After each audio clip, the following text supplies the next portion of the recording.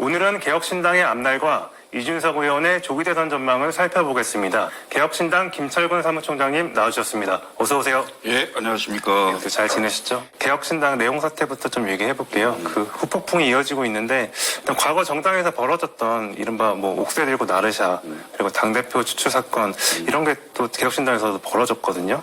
요새 당내 분위기는 어떻습니까? 일단은 좀 차분해지고 있는 상황 같아요. 일단 그 법원의 판결이 나오고 그다음에 당의 그 시스템에 의해서 정리가 됐습니다. 그러니까 당원 소환 제도라는 게 정당 사상 처음으로 그 실시가 됐던 거고요. 네. 그 당원들의 참여율도 대단히 높았거든요. 88% 정도 참여를 했고, 그다음에 그 대표직과 최고위원직에 대해 상실에 대해서 찬성하시는 분들이 90%를 넘었습니다. 그래서 무엇보다 당원들의 뜻에 의해서 당 문제는 정리가 되고 있다. 이렇게 보시면 되겠습니다. 이번 갈등의 시발점이 된 게 어떻게 보면 총장님 그 경질 문제였잖아요. 이게 왜 발생한 거죠? 일단 허 전 대표는 뭐 이준석 의원이 총장님을 앞세워서 뭐 이른바 상황 정치를 해왔다고 하는데 이런 지적에 대해서 어떻게 보시나요?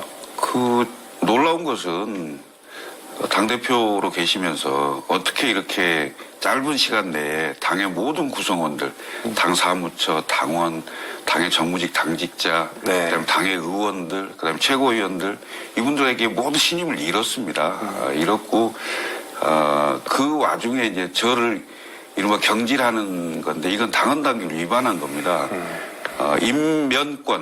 임면권과 추천권 는 최고의 의결을 그러니까 당대표가 갖고 있대 최고의 의결을 네. 해야 되는데 예. 임면이라고 했을 때 면직에 관련된 겁니다. 다만 임명은 당을 원활하게 운영하기 위해서 사무총장, 정책위의장, 연구원장 등 주요 당직자에 대해서는 대표가 최고의 협의를 거쳐 임명할 수 있습니다. 그다음 면직은 최고의 의결을 거치도록 돼 있어요. 근데 저에 대한 경질, 그다음에 이주영 정책위 의장에 대한 경질, 이건 최고의 의결을 거치지 않고 네. 자의적으로 행했던 겁니다. 그게 당헌당 위반으로 법원에서도 결국은 가처분 신청을 허은하 대표 쪽에서 했는데 그게 기각이 된 거죠. 사임 이후에 허 전 대표가 연일 뭔가 폭로를 계속하고 있어요. 이준석 천하람 의원이 정책연구 명목으로 그 몇몇 방송 출연자들에게 돈을 지원했다. 이른바 당 지원금 사적 유용 의혹이 있는데 이거는 내용이 맞는 건가요? 완전 허위 사실입니다. 거의 사실인가요? 예. 그 비교섭 단체 국회의원들에게 네. 그 정책연구 개발 비용으로 예, 그렇죠. 국회 사무처에서 배정한 겁니다. 근데 국회 사무처에서 배정을 하고 그건 당 대표 또는 원내대표가 승인을 했을 때 지출이 되는 겁니다. 그래서 네. 이번 건은 의원 세 분한테 배정이 됐습니다만은 당 대표 허은하의 직인이 찍혀서 그 결제 서류를 받고 다 나간 거고요. 그 다음에 그 14분인가에게 14사람에게 500만 원 또는 600만 원의 정책 연구 비용이 아마 나갔을 겁니다. 네. 근데 그 연구 보고서가 전부 국회에 제출되게 돼 있습니다.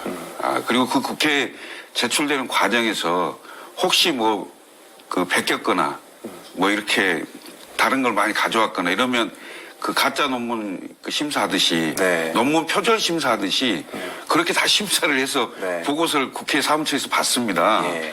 그래서 그건 뭐 허은하 대표가 본인도 국회의원을 해보셨을 건데 네. 국회 사무처 시스템마저도 전혀 모르는 그런 분처럼 얘기를 하시더라고요. 전혀 사실과 맞지 않는 허위사실 유포다 이렇게 보시면 될 겁니다. 그 이제 연구 용역의 내용이나 질을 떠나서 어쨌든 절차적인 문제는 전혀 없다.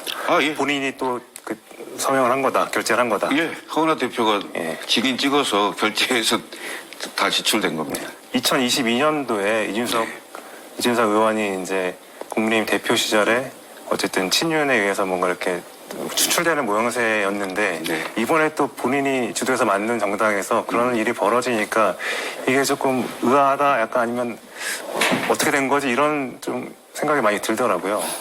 전혀 그때의 상황과는 네. 그 맞지가 않습니다. 그때는 그러니까 이른바 집권당이 돼서 그 대통령의 힘에 의해서 네. 그 당대표가 찢겨나가는 그런 상황이었잖아요. 그리고 더군다나 입에 담기도 정말 그 쑥스러운 말도 안 되는 그런 그것들을 만들어서 예. 했던 건데 허 대표 같은 경우는 자유롭게 당을 운영하도록 다 놔뒀어요.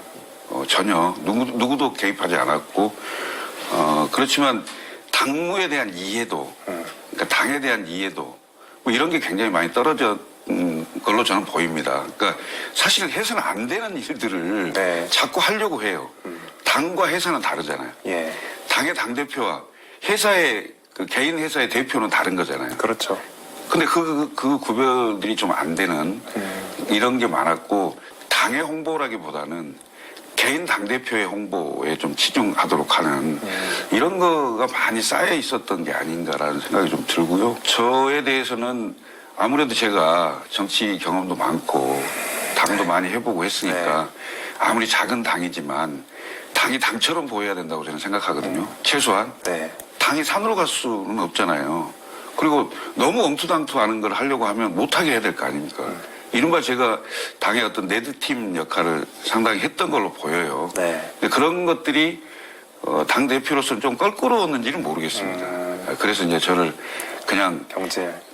절차를 거치지 않고 네. 이렇게 하려고 했던 건데 그게 결국 어찌 보면 시발점 비슷하게 된 건데 그래서 당내 많은 인사들이 결국은 이런저런 문제를 제기하는 상황이 됐고 그게 급기야는 결국 당원 소환제까지 가는 상황이 됐지 않았나 이렇게 생각합니다. 그리고 허은하 대표께서 그 당내 상황에 대해서 해명하는 과정에서 네. 대단히 그 거짓 해명을 많이 한 거죠. 최고위가 동의를 했다. 의원 세 사람이 동의를 했다. 이런 식으로 막 얘기를 했잖아요. 근데 그게 전혀 사실이 아닌 게 나오니까 당원들도 굉장히 분노한 거죠. 왜냐하면 어떤 정치 지도자는 어떤 행위를 잘못할 수 있습니다. 근데 잘못했는데 그 잘못한 부분에 대해서 네. 해명을 거짓말로 한다든가 네. 뭐 이렇게 하는 경우가 더 화가 나는 거죠. 그렇죠. 더 분노하는 거 아니겠습니까? 모르겠습니다. 밖에서 자꾸 이런저런 얘기를 하고 계시는데 예. 우리 당원들도 국민들도 별로 관심은 없는 것 같습니다. 개혁신당이 이제 그 선거기획단을 구성해서 조기 대선 준비에 본격적으로 착수했죠. 네. 그 천하람 대표도 이번에는 제대로 사고 한번 치겠다 이러면서 당찬 포부를 밝혔는데 개혁신당의 대선 전략이 좀 궁금하거든요. 다른 당에 비해서 굉장히 훌륭한 후보를 보유하고 있는 당이다. 이렇게 보시면 되겠습니다. 1당과 2당은 그야말로 그 노회한 정치인들이 후보로 많이 나오는 상황이라면 네. 저희 당은 일단 젊고 압도적 새로움을 보여줄 수 있는 네. 그런 후보를 보유하고 있다. 물론 저희도 뭐 경선이나 경쟁을 할 수도 있습니다.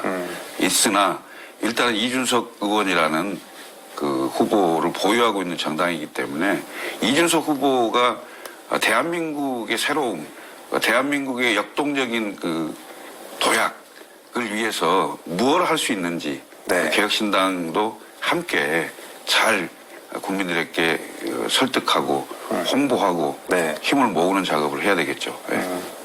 그런데 최근 여론조사에서 보면 이준석 의원이 비호감 이제 만년 1위였던 민주당 이재명 대표를 누르고 그러니까 1위를 차지했더라고요. 네. 왜 이런 결과가 나왔다고 보세요? 그건 양 진영이 쫙 좀 많이 나눠져 있다. 그러니까 예를 들면 3, 4, 3으로 보면 네. 왼쪽에 30%, 네. 오른쪽에 30%. 그 60%는 결국 가운데를 지향하고 있는 이준석 후보에 대해서 속으로야 좋을지 모르지만 자기 후보가 돼야 된다고 생각하겠죠. 네. 자기 진영의 후보가.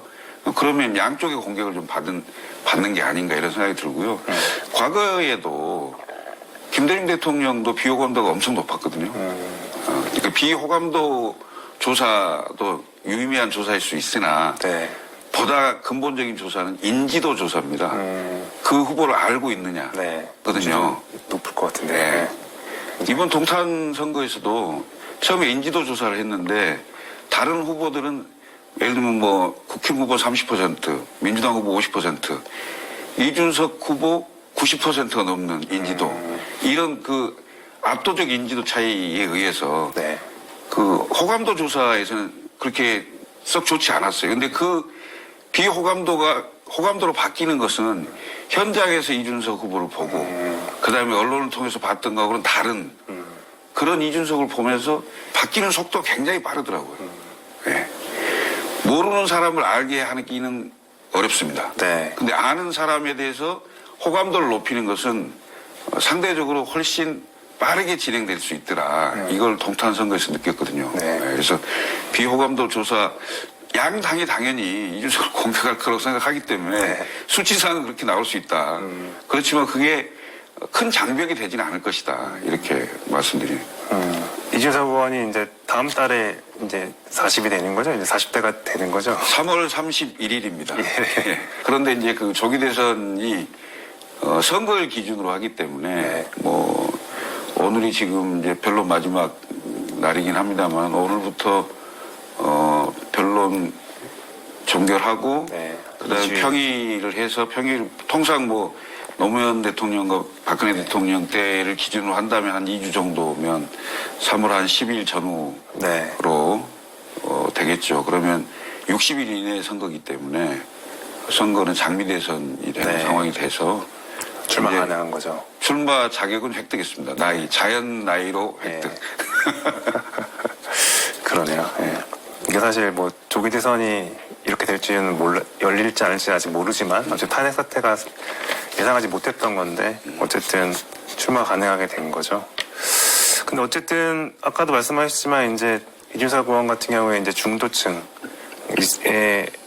이제 약간 그 지지자들이 많다라고 볼 수 있는데 어쨌든 지금 상태에서 아까 말씀하신 40, 30인데 그 40 그거를 확보할 자신이 있습니까? 전략 같은 게 있나요? 지금 우리 사회에서 뭐가 필요하냐, 그러니까 지금 대한민국에서 어떤 리더십이 필요하냐, 네.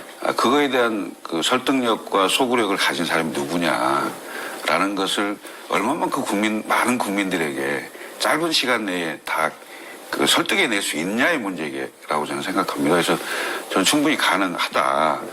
그 과거의 진영과 지역 구도를 벗어나서 새로운 대한민국을 만들어 볼 수 있는 어찌 보면 최적의 조건일 수 있다라고 저는 생각합니다. 그러니까 프랑스의 마크롱 대통령이 국회의원 한 명도 없는 의석의 정당을 가지고 대통령에 당선됐듯이 지금 개혁신당이 3석의 의석이긴 합니다만은 네.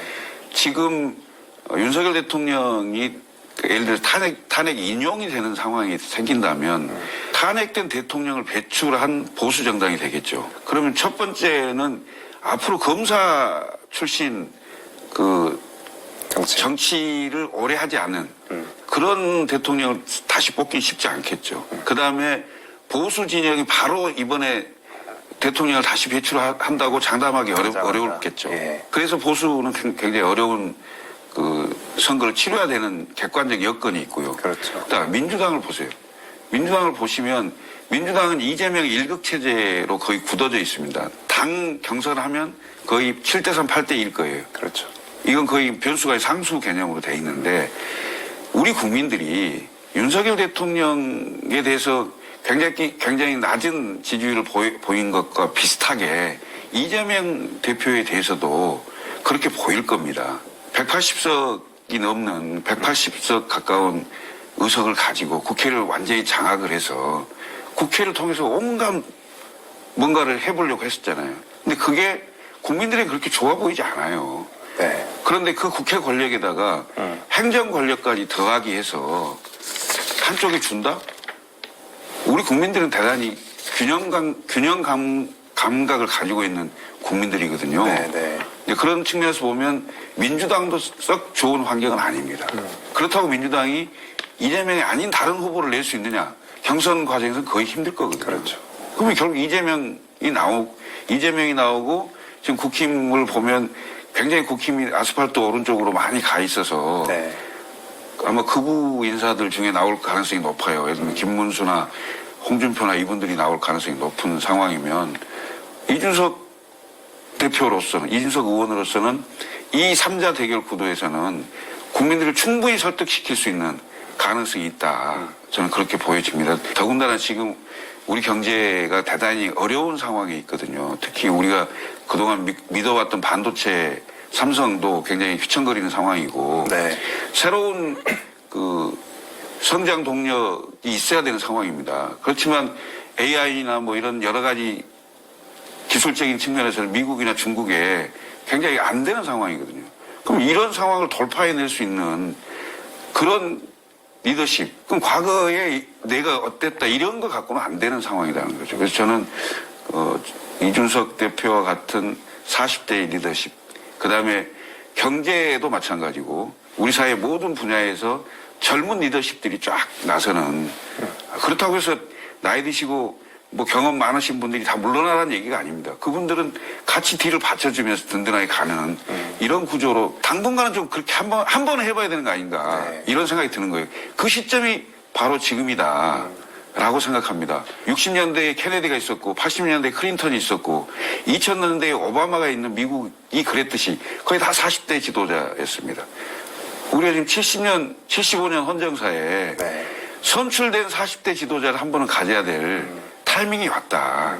우리가 압축 성장을 했는데 이 압축 성장한 폐해가 지금 하나둘씩 나오고 있고, 어떤 혹자는 이렇게 얘기하더라고요. 우리 사회가 너무 일찍 늙은 사회가 됐다. 조로했다. 네. 예. 이거 치유하려면 젊은 리더십이 나와야 된다. 그게 지금 바로 이 순간이다, 이렇게 저는 이렇게 설득을 할 겁니다. 네. 상당히 설득력 있게 들리긴 합니다. 그런데도 어쨌든 총장님도 이제 정당 생활 이제 뭐 20, 30년 오래 하셨지만 네. 세석 정당의 조직력으로 네. 과연 대선을 치를 수 있을까 하는 네. 문제가 있고, 두 번째는 그렇게 해서 이제 집권을 했을 때 네. 과연 뭐 섀도우 캐비넷부터 준비할 수 있을 거냐, 뭐 하여튼 그럼 당장 정권을 어떻게 꾸릴 거냐, 이런 문제들이 있을 것 같은데 그런 부분을 어떻게 보완을 할 수 있을까요? 연정? 최초의 대연정이 될 수도 있죠. 그리고 각 분야에 정말 베스트 오브 베스트, 최고의 인물을 네. 장관으로 선임할 수 있겠죠. 이건 진영을 다 떠나는 거기 때문에. 진영을 떠나서 예를 들면 법무부 장관은 누가 가장 적합하다. 그건 여든 야든 관계없이 네. 그런 사람들을 이렇게 국가 운영에 참여시킬 수 있는 거가 되겠고요. 그리고 사실상 국무회의 장이 네. 대연정의 장이 될 수도 있겠죠. 그래서 저는 강제적인 이준석 의원이 예를 들어서 대통령이 선출된다면 그건 대한민국은 최초로 시도하는 강제적 대연정이 될 것이다. 이렇게 생각합니다. 그 지금 2030 청년 지지율에서도 약간 김문수 장관을 비롯한 이제 주요 여당 주자들에 비해서 좀 밀리고 있어요. 이것도 아까 말씀하셨던 어떤 양당 지지층 결집 뭐 이런 걸로 보시는 건가요? 저는 뭐 인용이 되고 나면 네. 상황은 굉장히 많이 바뀔 것이다, 이렇게 생각이 되고요. 그다음에 인용이 되면 거대 정당, 양 정당은 그 경선을 한 달 정도 하겠죠. 그리고 후보가 완전히 결정되는, 그러니까 두 번의 변곡점이 있을 수 있다. 인용되는 시점, 네. 그다음에 각 당이 후보를 결정한 시점. 그러면서 이제 본선으로 가겠죠. 그 두 번의 변곡점 사이에 상당히 지지율은 출렁거릴 수 있다, 이렇게 보여지고요. 저희는 그 상황에서 많은 분들과 함께 할 수 있도록 압도적 새로움이라는 게 네. 저렇게 캠페인을 할 수 있나? 뭐 이런 것을 많이 보일 겁니다. 예. 기대가 되긴 합니다. 네. 네. 어떤 캠페인 방식이나 이런 것들 뭔가 새로운 걸 많이 준비하고 있다는 말씀이신 거죠? 이 의원이 내세웠던 것 중에 하나가 이제 이른바 세대 교체론이잖아요. 40대 대통령을 얘기하는 거고, 또 다른 이제 그 축으로 한동훈 전 대표 얘기를 많이 이제 언급이 되는데, 이 의원은 한 전 대표를 라이벌로 생각하나요? 일단 뭐 경험 차이가 많고요. 네. 그다음에 그렇죠. 제가 이런 말씀드리긴 좀 뭐한데, 윤석열 대통령 때문에 검사 출신의 네. 이른바 초짜 대통령, 초짜 정치인은 네. 이번에는 안 될 겁니다. 국민들 설득이 안 될 거예요. 그럴 수 있죠. 예, 예. 더군다나 한동훈 대표 같은 경우에는 네. 거의 평생을 윤석열 대통령과 같은 검사, 더군다나 같이 검사를 했잖아요. 특수부 검사를. 네. 그래서 그 고리로부터 저는 벗어나기 어려울 것이다.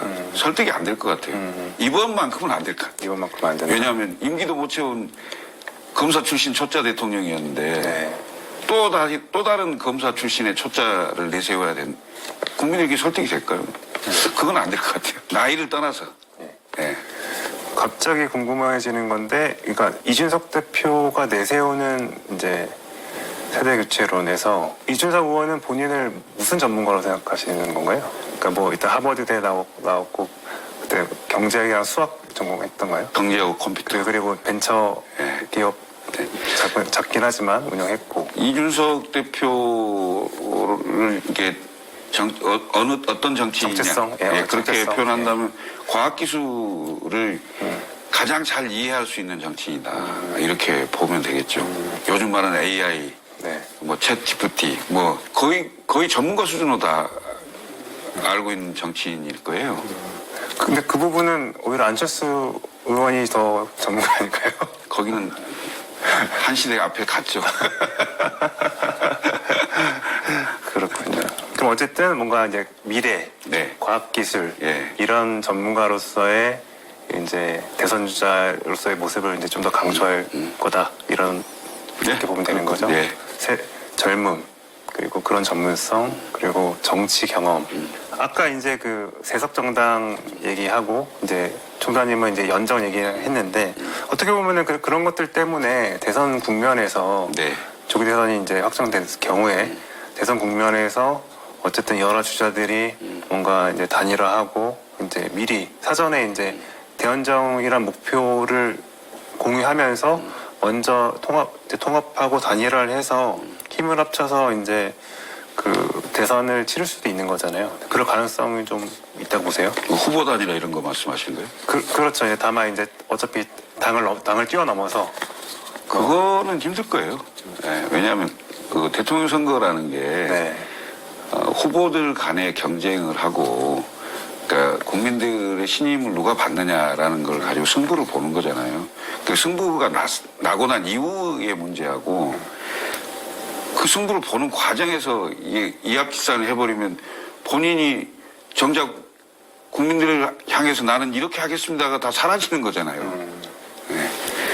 근데 아까도 이제 비호감도 나오면서 이제 DJ 말씀하셨는데 DJ 같은 경우에도 결국에는 대선 전에 DJ 비연합을 통해서 어쨌든 이제 끌어모을 수 있는 표를 다 끌어모아서 이제 대선에서 승리한 거잖아요. 지금 사실 이준석 의원 개혁신당에서 그 많은 지지를 확보하려면 그게 불가피해 보이는데 어쨌든 이번엔 어렵다.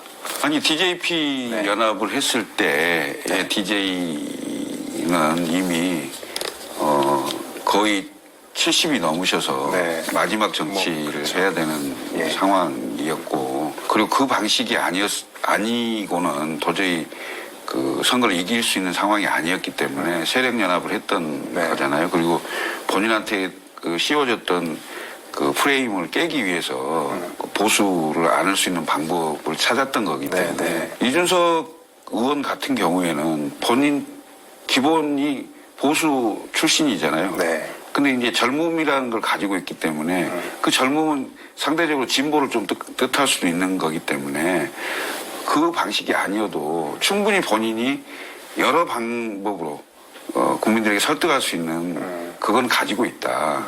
그리고 지금 예를 들면 그 공학적 접근으로 무슨 세력을 합치고 뭐 네. 단일화를 하고 이런 논의 구조에 들어가는 순간 이준석은 사라진다라고 저는 보여지거든요. 그래서 아마 끝까지 본인 얘기를 할 겁니다. 하여튼 기존의 정치 문법을 생각하면 안 되겠네요. 예. 신지호 전 이제 국민의힘 전략기획부총장이 이준석 의원이 본가로 돌아올 시간이 가까워지고 있다. 뭐 이런 얘기도 하고 뭐 그 국민의힘도 복당을 받아주겠다 이런 의사를 내비쳤는데 그 가능성은 거의 없다고 봐야 될까요? 국힘이 앞으로 할 수 있는 선거운동은 딱 두 가지일 겁니다. 이재명을 공격하고 이준석과 단일화를 얘기하고. 오히려 예. 그거 외에는 없을 거예요. 왜냐면 창의적 방식에 네. 선거운동 생각을 못 할 겁니다. 지금 남아있는 분들이 하는 것은 네. 그분들이 전통적으로 해왔던 지역과 진영 대결 구도에 딱 갇혀서 그거 외에는 못 할 거예요. 그리고 자기 집이라고 생각하고 자기 집에서 나갔던 이 밖에 어느 정도 덩어리가 있다고 생각하니까 그 덩어리 들어와라. 네. 그럼 더하게 될 거라고 생각하는 건데 그게 아니거든요. 그 지난 대통령 선거 때도 네. 그 이른바 친윤 네. 분들이 했던 선거운동 방식은 딱 거기에 있어요. 근데 만약 그렇게 했으면 졌습니다. 뭐 지금 뭐 탄핵되는 이 상황에서 네. 그런 얘기를 하기는 좀 뭐합니다만은 네. 그분들이 가지고 있는 선거운동이나 그 사고 방식이라는 것 자체가 진영과 지역 대결 구도에 딱 갇혀 있는 분들이에요. 거기서 한 발짝도 못 나올 겁니다. 그래서 그분들이 선거하면서 아까 말씀드렸듯이 할 수 있는 얘기는 두 가지예요. 온리 이재명 반대, 그리고 이준석과 함께한다.